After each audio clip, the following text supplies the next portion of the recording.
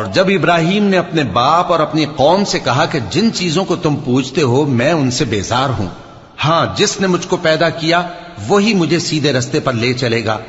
और यही बात वो अपने बाद अपनी औलाद में छोड़ गए ताकि वो